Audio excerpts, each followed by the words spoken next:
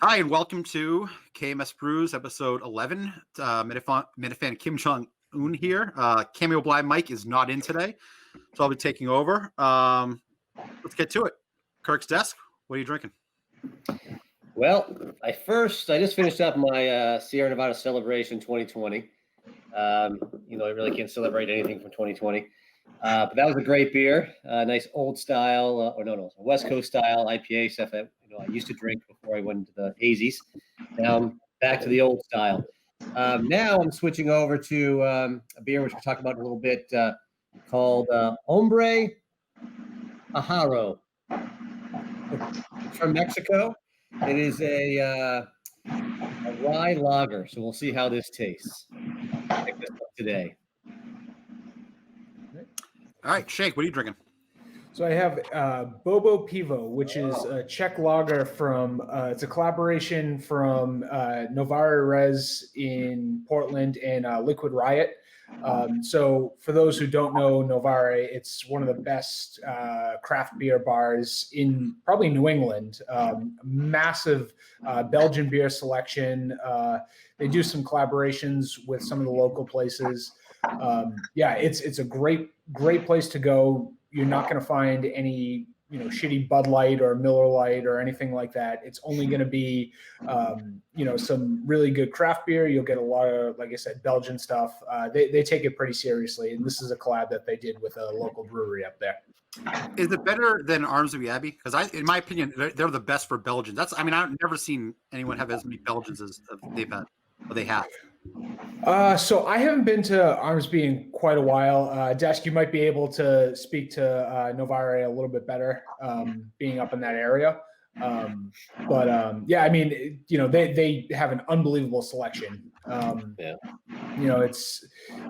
They'll have some really hard to find stuff. And I know right now they're pretty much doing anything that they have on tap, they can put in a crowler for you, which is pretty cool because, they don't really want to be sitting on that beer. So, it gives you a chance to go and try a few things and pretty much take anything home.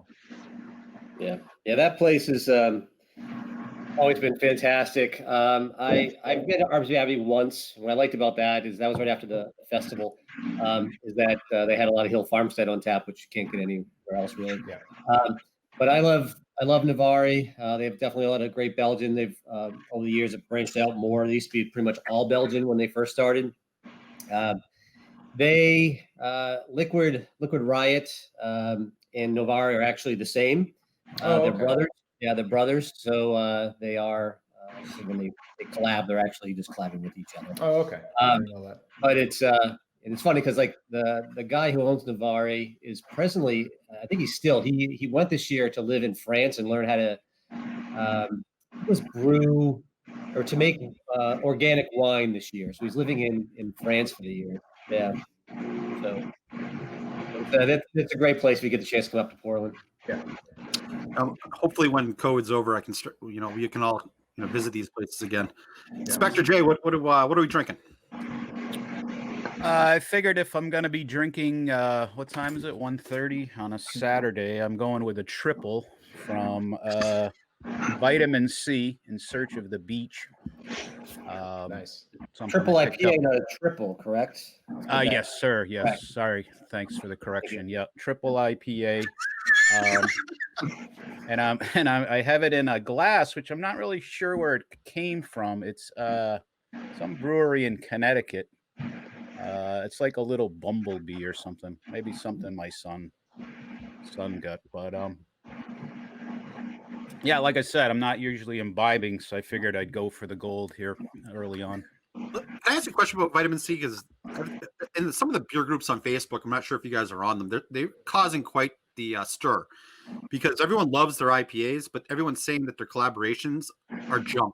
Like they're trashing them, saying that they're being a little too cute with what they're doing, and they're pushing the envelope a little too far to the point where these things don't taste very good. One of my friends shared a picture of his. I can't remember what it was, but it literally was like neon blue, the beer, and it didn't look good. And he said it tasted like shit. Like the only reason he poured it was to show me what it looked like because it was one of the ones people are complaining about. So, have you had any of the collaborations with those, or is it you just had the IPAs, or anybody else? Out of curiosity. Well, I haven't I haven't had any of the collaborations, but my experience with vitamin C is they're almost like a Treehouse Light, where everything is like the IPAs. You get pretty much the same thing. They're really on the juicy side. They're really you get a good amount of like sweetness with them, but there's just that one thing that's missing that you could tell it's not Treehouse.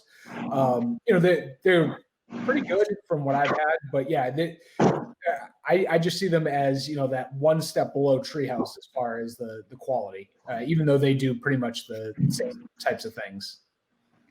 Yeah, I was just gonna say I've only been there once. It's not like a regular for me, so I literally went once this summer, bought one 4-pack of each kind. So last weekend I tried they call it a sour, and you guys probably know I'm not a fan of sours, but it was called like I think this was a collab, and it was Coconut Pipe Dream. It was called. But it was very, very good. I don't know, maybe because it aged a little while. The first time I had it, I didn't like it. And then I tried it with some friends last weekend, and a really nice coconut smell and not really sour at all. And it was quite good for someone who doesn't really like that style. Well, I find coconut to be interesting because I talked to Shank about this with when Idle Hands they did their shortened season, and I literally thought it tasted like sunscreen. But I had some people say to me, "Oh, this thing tastes phenomenal." And I was talking to one of my buddies who's a home brewer, and he said when he brews with coconut, he says it's extremely hard because when it ages, the flavor changes so much. That's why Parabola and some of those things can age so well because of the coconut that they would use in the process with Firestone. He said if you don't do it right, or if it's off just a little, it can really make a beer funky to the point where you might not like it. So it's supposed to age well, but at the same time, apparently, if you don't do it right, it ages poorly. And I'm not a home brewer, so that could be wrong. It's just what somebody told me. So yeah, Cameo convinced me to buy it. So if I didn't like it, I would blame him. Before we get to Moscow, Steve, I'll just tell you, I am doing Bear Treehouse. I know I've said this before. I'm gonna say it again. Brown ales are what got me into craft beer years and years and years ago. Newcastle was the first one that I ever, outside of Bud Light, that I ever loved. I like this. It's a little stronger than your traditional English, which is around 4%, 5%. If it's heavy, this is 6.5. I believe actually 6.6. I love it. It's one of my favorite ones. So that's about that. Moscow Steve, two things. Sorry, what are you drinking? Before I don't want to get to Steve, but I just want to flip it around with kind of like vitamin C with Treehouse. My brother and I went and we got a bunch of lagers and German style stuff, and he was so disappointed. I was too, because there was a smoked lager. I couldn't taste any smoke at all. So I think when they sort of go away from their top shelf stuff, it was a little bit disappointing. He's like, yeah, I could get Polliner or some of these other ones that would taste the same as these $4 a can ones. So I just wanted to share that. I agree with you. I think when Treehouse is, in my opinion, one of the best brewers in the country when it comes to IPAs, obviously, specifically New England IPAs, stouts, and then they do a couple of good things like Bear and a couple fruited IPA sours. You get outside of that, and I agree with you, Jay. It's just I've been disappointed with some of their other beers. Their Dunkel was good, but I've had better ones. So I agree with you 100%. I think that Treehouse is probably the best when it comes to stouts and IPAs. Outside of that, they get I think it's not in their wheelhouse. All right, so Moscow Steve, two things. What are you drinking? And then after that, tell us what got you into craft beer. Your journey into this and some of your favorite breweries and things like that. Yeah. Is my mic working now? Or You're good. You're good. Right now I'm drinking the Founders. All right, go a little closer. Yeah, better? Yeah, there perfect. you go. Okay. Yep. I got a Founders Breakfast Stout. This is actually one of my favorites too. Founders from, it was Grand Rapids. I get a little closer to your mic. Again? Yeah, we can really see. There you go. There you go. Coffee oatmeal stout from Founders. This is actually one of the first beers I got. We can't hear you. Yeah. Do you have a headset? No headset. Give him 1 second. Yeah. Well, it's funny that it's on to his point. Just to give him a second here. Have you guys seen the new? I think when you guys posted it in the room, the KBS variants that are coming out. Obviously, espresso came out, and which I actually liked. That's the first variant from KBS that I've liked in a while. I'm convinced that they're not aging these things in barrels anymore like they used to. I think it's all extracts or whatever because it still doesn't taste the same. But they're coming out with some more variants again of KBS this year, and I'm curious, if they're going to be as good as espresso. I think I actually liked espresso. It was the first time in a few years that I actually liked KBS. So I wasn't sure if you guys had the espresso, if you guys have tried the variants that have dropped, because I think they started dropping recently. Someone said. Yeah, I was going to pick up the Mackinac today, Mackinac fudge. I had it in my hand. I was going to buy a bottle of that, and then I saw it was $23 for 4-pack, and I said, that's going to be then $8 for a single for 12 ounces. I'm like, I want it, but I think I'm going to go and get 2 other cans for $4 a piece. Founders is such an interesting company. They've obviously been very controversial over the last few years, and I think that's I think there's a lot to get into with them. I think the quality of their beer is pretty good. Especially some of that, some of the barrel aged stuff, or some of the stouts. But I think there's a lot that you could get into with Founders with a lot of racial discrimination and a lot of controversial stuff that they've had. So I mean, that's I think Founders is one that we could talk about. For a whole episode someday. So what is that? Is that a barrel? What's the KBS stand for? Is it Kentucky? Kentucky bourbon stout. It's Kentucky Barrel Stout. Yeah. And the big thing that they did was they put it in a cave underground in Grand Rapids in bourbon, barrels for a year, and then they take them out, and then they'd bottle it and they'd sell it.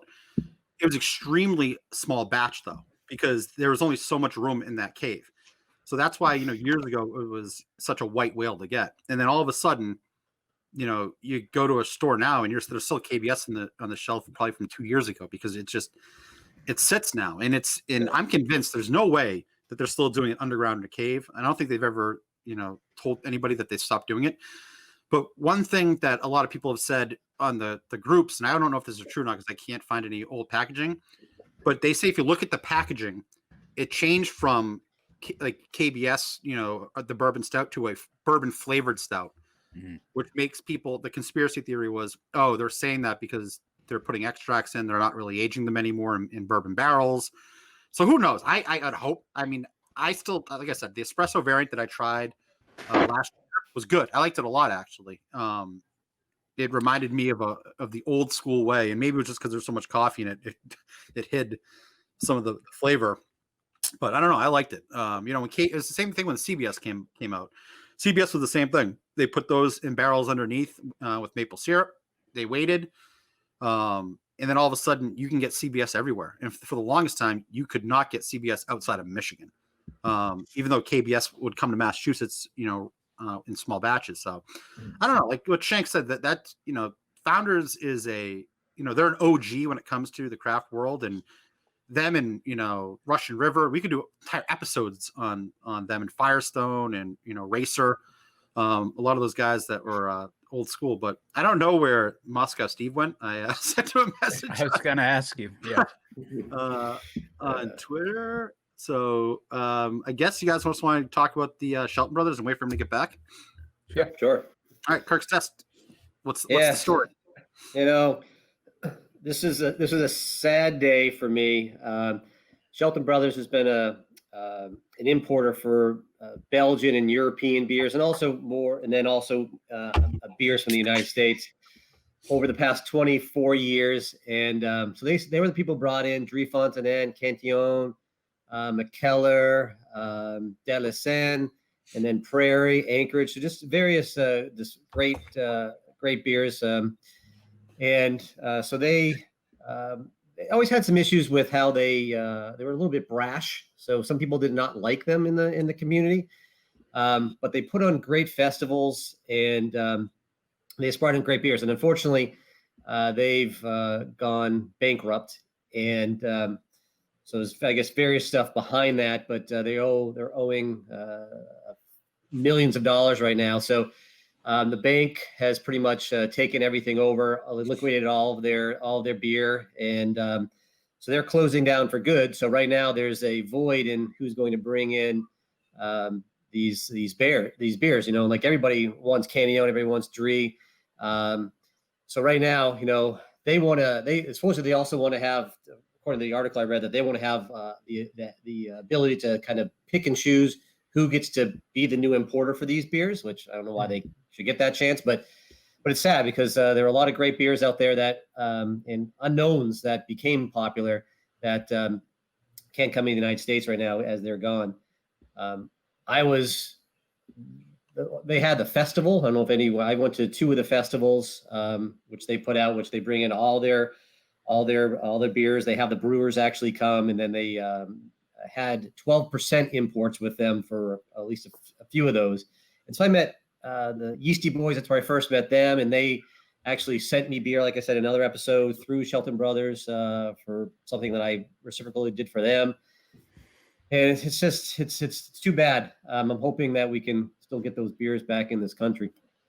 Where were the festivals that you went to? What location? The first one, it's called The Festival. The first one was in Worcester, so that's when I went to Armsby Abbey. I don't really remember that night at all. Then the next one, they had 3 shows in Portland, and so I worked one of them, and I worked with Duranka, so I was pouring their beer that night. And then Pretty Things, I met them and talked to them a lot, and we got hats, so it was just great. And then so they had 2 other ones where I went to both of those, so they had 3 days in a row. And then they went to California once. They went to, I think it was Florida once, and they were supposed to be in North Carolina this year, but it was postponed until 2021, of course. And that one's been canceled, and nobody can get their money back, I hear. Uh-oh. Last year was in Buffalo. Buffalo, so Buffalo. Yeah, so they kind of go all over the place. Yeah. Well, I was shocked that they were out of Belchertown, Massachusetts when I read the article, because that's like the middle of nowhere in Mass, and I grew up in that area, so I was like, holy shit. I never heard of them. Should we get a GoFundMe going? Because they're selling the entire warehouse of beer, I know, it's unbelievable. So it's interesting, because the beer that I'm drinking now, I looked at it, and it actually was imported for Shelton Brothers. Oh. And then I look on the can, and it says Best Buy 3/2020. Yeah. So, and I also, the store I went to today, this is now the second beer that I bought from that store, that the beers were like way out of date. And another one was from Shelton Brothers as well. And I'm like, that was Best Buy like a year and a half ago when it was a black IPA. So I'm like, so I don't know if these beers are just kind of sitting in the warehouse and then they're sending them out, or if they're just sitting in these stores. But because I hadn't seen these in the stores for a while. So maybe we should buy a cave and store them underground, and then we can market it as like Founders. Yeah. It's interesting. So I knew that they were the Cantillon. I didn't realize that they were Mikkeller. Mikkeller is one of my favorites for stouts. I love they're fantastic. Their stouts, and I just, that's disappointing because I noticed recently. I mean, their stouts are all. This must be a Shelton Brothers thing. Is the way that their distribution would work was bizarre, because I would see one set of stouts at one liquor store, then I go to something like Julio's, and that'd see a different set of stouts, but you would never see the same release of Mikkeller's at the same time. So like it was bizarre how they were distributing. And one of the guys, I asked him, he said, "Oh yeah, they just give us a list of what we can get, and we just choose say yes or no." And it's just a very bizarre thing, because you could go to places next door to each other and they'd have the 2 different stouts that I might want. You can never find it at one spot. What was interesting in one of the articles that I read was that what really set them back was that Prairie and Mikkeller, God, I can't remember the percentage, whether it was 35% of their business. So those 2 made up half of Shelton Brothers' revenue. Yeah, and so Prairie said that they didn't need to have them anymore because they got big enough in the country. They needed to have somebody distribute them. And then Mikkeller opened all these places in the United States, so they started brewing those beers in the United States, which were cheaper, so they didn't need to have the importer. So that really is what kind of started the ball rolling for them, was that they lost all the money from that, which is quite interesting. Yeah. Well, I don't know. I mean, I hate to say this because I never want anyone to lose their jobs. I worked in college for a beer distributor. I told you guys on the stories about how much money they make on redemptions, which is insane alone. But those guys have so many liquor stores and people buy the balls. And I hate to say it, distributors suck. Like they abused everybody for years, and then they abused small breweries when they were trying to come up. It just distributors and importers. That to me, like they got their comeuppance at the end of the day. I mean, they treated people like shit. They did stupid things. McKellar and Prairie left them. I mean, I don't know. I just distributors and importers. I it's no love lost for me. I don't want anyone to ever lose their job. Don't get me wrong, but it's just the way that they abused, the system for so long. Especially importers. There's that one out in what is it, Seattle, that does a lot of the Be United. Oh, what the hell's the name of them? No, they do a lot of like the English and Scottish beers, and it's one of those things where they did the same thing. I can't remember the name. They're out in Seattle, but a lot of the popular ones they shut off in Massachusetts for the longest time, and it was just because they were screwing around. So you'd have to go to like Rhode Island to get them. So importers and distributors, I don't know. Well, it's like that antiquated, third-party system in Massachusetts that, all these small craft places were beholden to try to get some kind of distributorship. And yeah, they were being assholes. And again, I don't know as much about Shelton Brothers as Desk, but clearly in that article, I don't know if we read the same article, he admitted it. They burned some bridges. And so I'm sure there's a lot of people that, again, don't want anybody to lose their job, but there's a good percentage that aren't crying about this, I'm sure. Well, you see a lot in Massachusetts, I know, with the distributors where,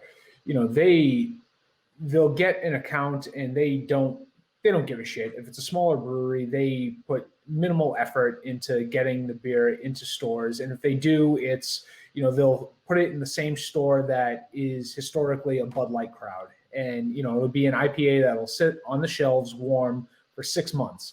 And, if you pick up that beer and it tastes like shit, you're going to blame the brewery, not the store or the distributor who got it in there. And then it hurts the brewery because you're like, well, their beer sucks. When in reality, they had nothing to do with it just sitting on the shelves for 6 months because it wasn't their job to get it into that store. So you see a lot of shit like that. I know in Massachusetts, I don't know what the laws are in some of the other states. But I know up until recently, it was almost impossible for breweries to get out of contracts with their distributor. So they'd be stuck with a place that doesn't care about them and, would treat them as second-class citizen because they don't make as much beer as, say, Night Shift or, whoever. It sucks. It's a terrible system. Well, I know I've said the story, but I'm going to repeat it again. When InBev bought Goose Island and the Budweiser distributors locally in Massachusetts got their hands on Bourbon County, I remember my beer guy when I lived in Braintree, the liquor store, they would always get Bourbon County. They'd get every single variant. They were a large liquor store, so it was fine. So there was two places. There was a large one and a small one. Basically, what the distributor said to them was, if you want to get every variant again, you have to make sure that you do X amount in Bud Light, X amount in Bud, X amount in this. They absolutely put the screws to these guys, and they made them take in a ton of beer that they didn't need. And if you guys remember, this was when craft was really taking off at the same time. So these distributors saw the lost sales, so they were leveraging the Bourbon County and basically saying, well, if you don't do it, we're going to put the screws. So then the smaller guys that weren't really, Bud Light guys, they didn't get variants anymore. There was one guy in particular in Braintree. It was a small craft store that only did craft, and he didn't do Bud Light. So when that whole thing happened, he got screwed. I mean, he literally didn't have it for, I want to say 2 years until I finally moved Braintree. And I think the last year they started getting it. But yeah, he didn't get it for 2 years because they said, no, you're not bringing in enough Bud Light. You can get the normal stuff, but the variants, no, we're not going to give them to you. Yeah. I mean, there's that pay to play method that, a lot of places or InBev totally takes advantage of. And they make sure that smaller breweries don't have a chance. You see it at a lot of bars and restaurants, and, no matter how much, states can try and get rid of it, it's always going to exist. because a company like InBev just has too much power. Yeah, that's why, I know Night Shift is a controversial, brewery because a lot of people think the quality's gone down. But what they did with distribution is, I think, It's brilliant. I mean, what they did for all those small guys, and the fact that you can get, Austin Street and Battery Steel and all those guys in Massachusetts, which are phenomenal beers. I mean, even we converted Fucking drip. Bud Light guy to a craft guy because of Battery Steel. He went into a liquor store and was sending me and Cameo pictures in Discord saying, "Hey, what should I get?" We told him to get Flume. He's been making fun of us for the past 6 months, saying that we're a bunch of losers for liking craft beer, and then he's admitting, he goes, "Yeah, this stuff's really good." So then this past weekend, he went out and got Idle Hands, Four Seam, and he got Fiddlehead, IPA. So it's interesting. A beer changed him, and he's one of the biggest stubborn assholes in the world. So if he can convince somebody else to do it, I mean, that's good. I mean, it's helping the craft beer world. When some of these beers that 5, 6, 10 years ago, you weren't getting one of those Maine beers down here in Massachusetts. You had to drive your ass up to Maine to get them. Oh, fuck, Jesus Christ! Could drive an hour and a half. The beers I like are coming from overseas, and I'm not going to get those anymore. Right? Well, hey, I've been going to my beer store. The Belgian section used to be huge. And now it's like shrinking. Now it's like this, right? And they've got the Flanders sours, which I'm not a big fan of, and they have like some of the Trappists, not even many of them anymore, and then just like a few samplings of other Belgian stuff. It's like, and there's enough 18,000 New England IPAs from Massachusetts, New York, and Maine at $20 a 4-pack, and like, I don't need that stuff anymore. There's enough local stuff that I don't need to get the IPAs from out of state. I want to get the other styles from out of state that nobody's making. And so that's what I want.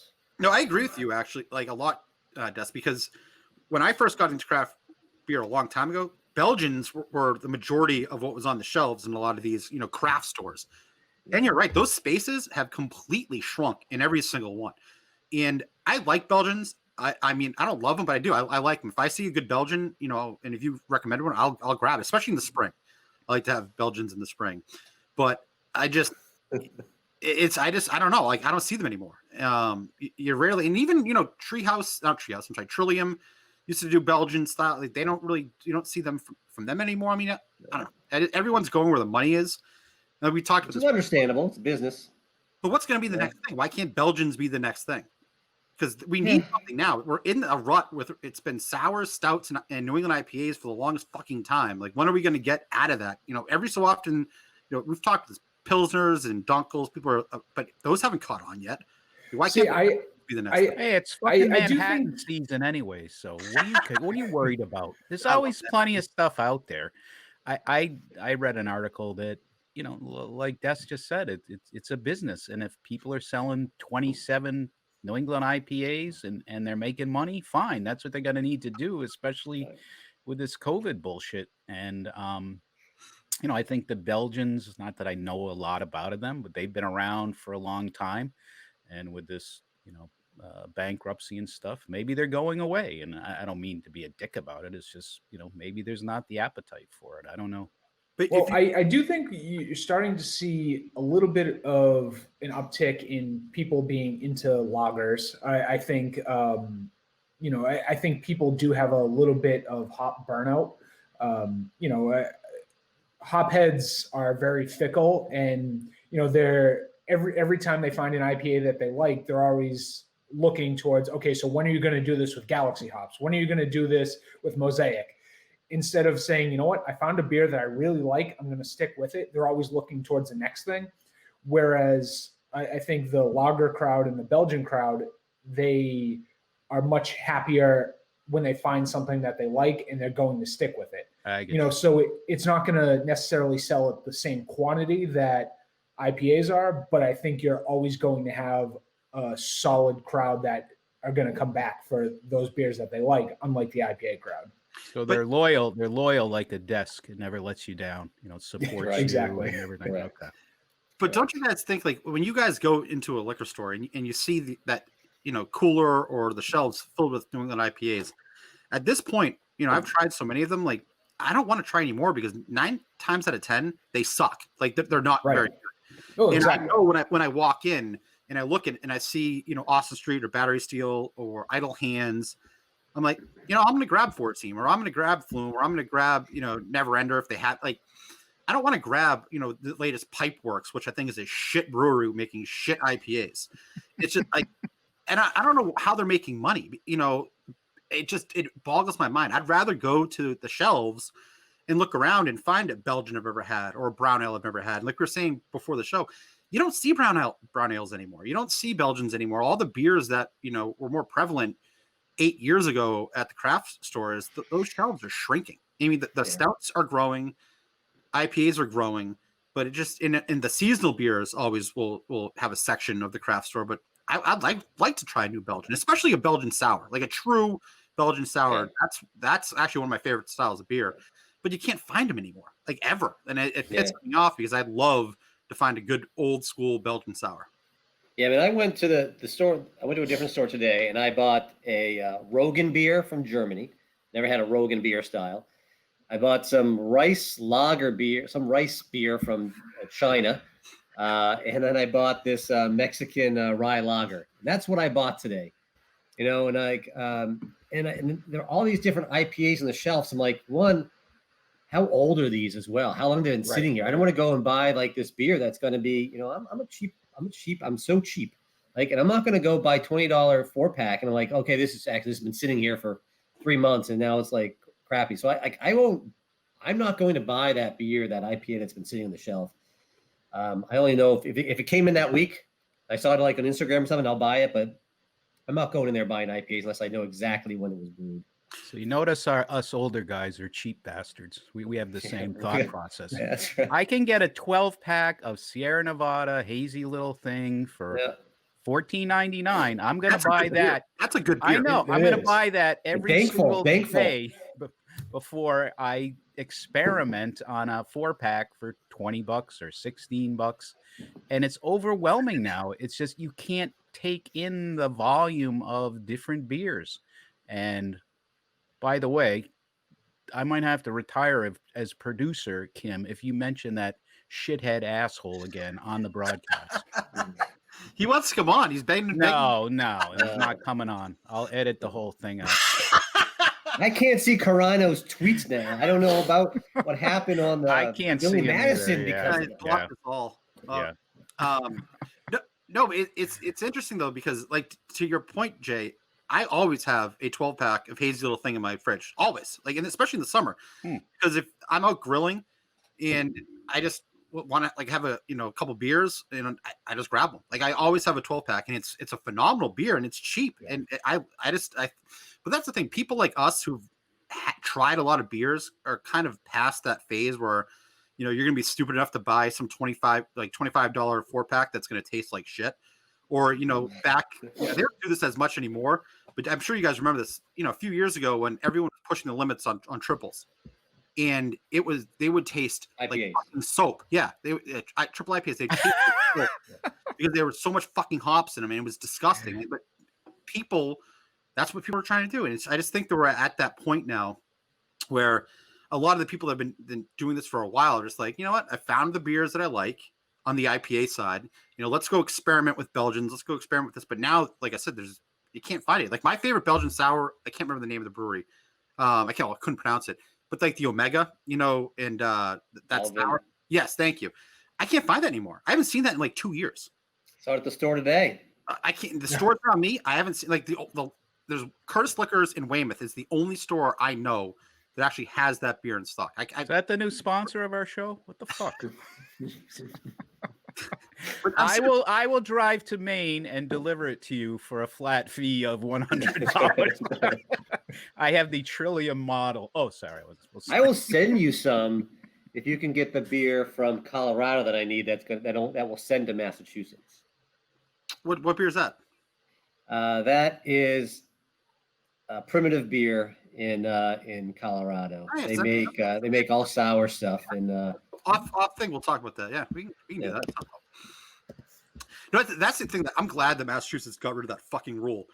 For the longest time, we couldn't. So for work, we would send alcohol to our customers that are in other states. We could never do it in Massachusetts until the past couple of years, which has been fantastic because there's some great Tavor. There's some great little things out there that you can sign up for and have beer sent from across the country. And Tavor was probably the first, but there's a lot of other ones too. I'm not sure if you guys have ever done them. I did a Tavor for a while. I stopped doing it, but it wasn't a bad service.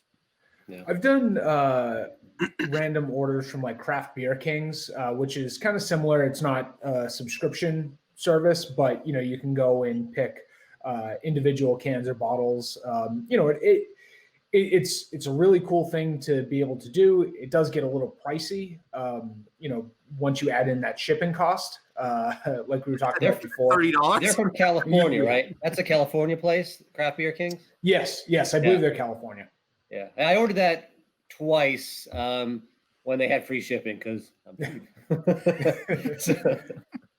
But yeah, it's really cool because you can go to a Total Wine or a craft beer cellar and get some local stuff, but they on some of these websites they have some more harder to find things that you're not going to necessarily see at one of the stores. So it was nice to be able to try some different things. Well, we're gonna have to soon. If your guys are fans of Firestone, which I am, I love Parabola. Like Firestone's done shipping to the Northeast, so in order for us to get those beers, we're gonna have to get it from a source out there. And to Shank's point, there's another company out there in California.